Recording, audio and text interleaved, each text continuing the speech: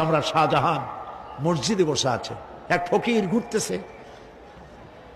লোকেরা কয় ছোটবেলা থেকেই তোমারে খয়রাত করতে দেখলাম, ভিক্ষা কি জীবনেও যাবে না তোমার? লোকটি বলছে আমি ভিক্ষা করবো ছাড়া আমার উপায়টা কি? কারণ আমারও তো লোকেরা এই মুরব্বীকে বসায় না। এই লোকটি আমি ভিক্ষা করা ছাড়া করবো কি? লোকেরা তো আমার 60 টাকা 50 টাকা 100 টাকা দেয় না, 4 আনা 5 আনা 1 টাকা এই আমার দেয়, এ দিয়ে আমি বড় লোক হবো কেমন? লোকটি বলছে আচ্ছা দেখো, তুমি তো জায়গা মতো যাইতে পারো নাই, বাদশার কাছে যাও, এমন দেওয়া দেবে জীবনে আর খয়রাত করা লাগবে না। তো বাদশার কাছে কি খয়রাতি যাইতে পারে কোনোদিন? কয় হ্যাঁ এখন পারবা। কেমনে? কয় সম্রাট শাহজাহান এখন একা একা মসজিদে আছেন। তখনকার এসব বাদশারা অনেকে নামাজি ছিলেন, দিনদার ছিলেন। ফকির দরজার কাছে দাঁড়াইয়া দেখতে পাচ্ছে কেউ নাই, দেহরক্ষীরা দূরে দূরে দাঁড়ানো।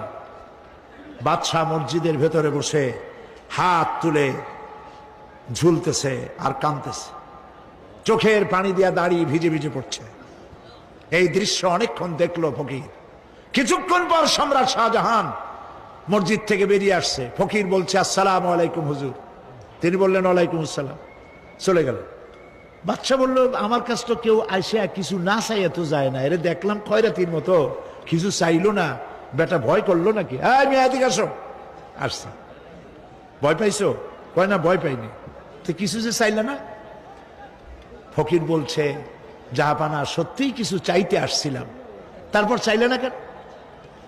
ফকির বলছে জাহাপানা সারা জীবন ভিক্ষা করেছি, আর আজ দিল্লির সম্রাটের কাছে বেশি পাওয়ার লোভে এসেছিলাম, কিন্তু আপনার দশা দেখা আমার জ্ঞানের চোখ খুলে গেছে।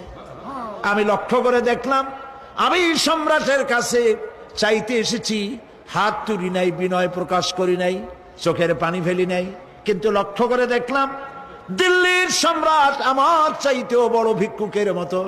আবার কোন সম্রাটের কাছে হাত তুলে কান্দে?